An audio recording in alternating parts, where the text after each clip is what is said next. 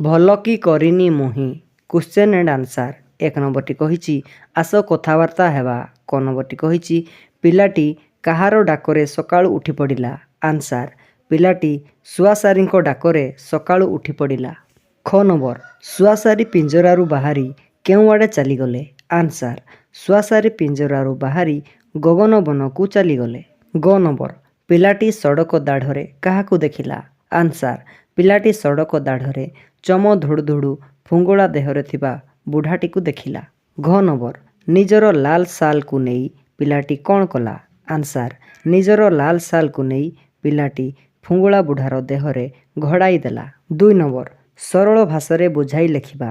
ତୋ ପଣତ ପରା ଶୀତ ବାରଣୀ ମୋ ଶାଲ କି ହେବ ତା ସରି। ଆନ୍ସାର୍ ତୋ ପଣତ ସରି। ଉକ୍ତ ପଦ୍ୟାଂଶଟି ଆମ ପଠିତ ସାହିତ୍ୟ କଳିକା ପୁସ୍ତକର ଭଲ କି କରିନି ମୁହିଁ କବିତାରୁ ଆସିଅଛି। ଏହି ପ୍ରସଙ୍ଗରେ ଲେଖକ କୃଷ୍ଣଚନ୍ଦ୍ର କର ପିଲାଟି ପାଇଁ ତା ମାଆର ପଣତ କାନି କିଭଳି ଶୀତ ବାରେଣୀ ତାହା ଉଲ୍ଲେଖ କରିଛନ୍ତି। ପିଲାଟି ସରଳ ମନରେ ମହତ କାମ କରିଛି। ସେ ବାଟ କଡ଼ରେ ଗୋଟିଏ ବୁଢ଼ା ମଣିଷକୁ ଦେଖିଛି। ବୁଢ଼ାଟିର ଚମ ଧୁଡ଼ୁ ଧୁଡ଼ୁ, ଦିହ ଥୁରୁ ଥୁରୁ, ବାଳ ଫୁରୁଫୁରୁ ଏବଂ ଦେହଟି ଫୁଙ୍ଗୁଳା। ପିଲାଟି ତା ପ୍ରତି ଦୟା ପାଇ ନିଜର ଲାଲ ଶାଲକୁ ତା ଦେହରେ ଘୋଡ଼ାଇ ଦେଇଛି।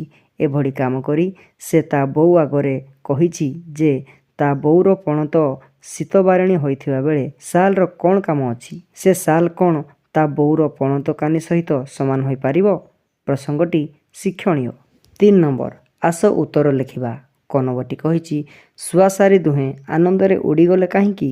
ଆନ୍ସାର୍ ପଞ୍ଜୁରୀରୁ ମୁକୁଳି ଯିବାରୁ ଶୁଆସାରୀ ଦୁହେଁ ଆନନ୍ଦରେ ଉଡ଼ିଗଲେ। ଖ ନମ୍ବର ପିଲାଟି ନିଜର ଶାଲଟିକୁ ବୁଢ଼ାକୁ ଦେଇଦେଲା କାହିଁକି? ଆନ୍ସାର୍ ବୁଢ଼ାଟିର ଦେହ ଫୁଙ୍ଗୁଳା ଥିବାରୁ ଏବଂ ସେ ଶୀତ ହେମାଳରେ ଥରୁଥିବାରୁ ପିଲାଟି ନିଜର ଶାଲଟିକୁ ବୁଢ଼ାକୁ ଦେଲା। ଗ ନମ୍ବର ବଣ ଶୁଆସାରୀ ଉଡ଼ିଯିବା ପରେ ସାଥୀ ମେଳରେ କ'ଣ କରୁଥିବେ? ଆନ୍ସାର୍ ବଣ ଶୁଆସାରୀ ଉଡ଼ିଯିବା ପରେ ସାଥୀ ମେଳରେ ଗଛ ଡାଳରେ ମନ ଉଲ୍ଲାସିଆ ତାନରେ ଗାଉଥିବେ।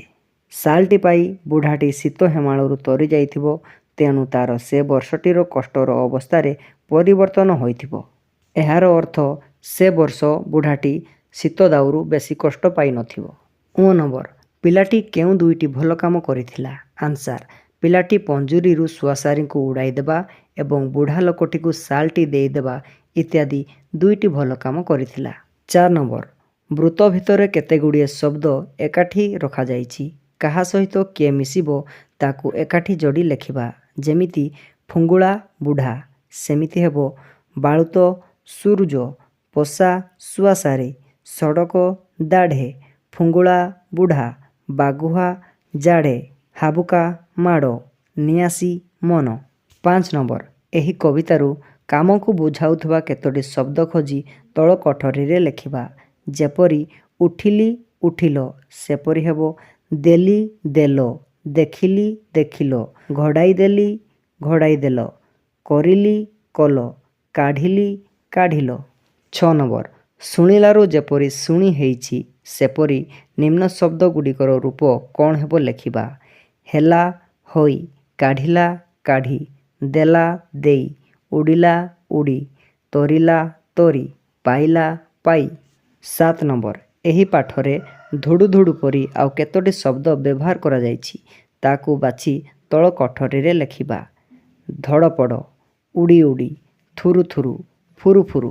8 ନମ୍ବର ହସର ବିପରୀତ ଶବ୍ଦ କାନ୍ଦ। ସେହିପରି ନିମ୍ନଲିଖିତ ଶବ୍ଦ ଗୁଡ଼ିକର ବିପରୀତ ଶବ୍ଦକୁ ଲେଖିବା। ସୁଖ ଦୁଃଖ, ଭଲ ମନ୍ଦ, ଆପଣା ପର, ବାଳୁତ ବୃଦ୍ଧ। 9 ନମ୍ବର ସୁରୁଜର ଗଦ୍ୟ ରୂପଟି ସୂର୍ଯ୍ୟ ଅଟେ। ସେହିପରି ନିମ୍ନଲିଖିତ ଶବ୍ଦମାନଙ୍କର ଗଦ୍ୟ ରୂପକୁ ପାଖ କୋଠରୀରେ ଲେଖିବା। ବରତିବ ବର୍ତ୍ତିବ, ମରମ ମର୍ମ, ଜନମ ଜନ୍ମ, କରମ କର୍ମ। 10 ନମ୍ବର କବିତାର କିଛି ଅଂଶ ଛାଡ଼ି ଦିଆଯାଇଛି। ଆସ ସେହି ଅଂଶତକ ମନେ ପକାଇ ଲେଖିବା। କ ନମ୍ବରଟି ହେବ ବଣ ଶୁଆସାରୀ ବଣେ ଗଲେ ଉଡ଼ି। ଖ ନମ୍ବରଟି ହେବ ପିଞ୍ଜରାରୁ କାଢ଼ି ଦେଲି ଯେବେ ଛାଡ଼ି, ଡେଣା ଝାଡ଼ି କେଡ଼େ ସୁଖେ। ଗ ନମ୍ବରଟି ହେବ ନିଆସି ମନରେ ସୁଖ ଟିକେ ଦେଇ, ଭଲ କି କରିନି ମୁହିଁ। 11 ନମ୍ବର ଯେଉଁଗୁଡ଼ିକ ଭଲ କାମ ତାକୁ ବାଛି ତଳ କୋଠରୀରେ ଲେଖିବା। ଆନ୍ସାର୍ ନିଃସାହା ବୁଢ଼ାକୁ ସାହାଯ୍ୟ କରିବା, ଅନ୍ଧକୁ ବାଟ କଢ଼ାଇବା, ସୂର୍ଯ୍ୟୋଦୟ ପୂର୍ବରୁ ସେଜରୁ ଉଠିବା।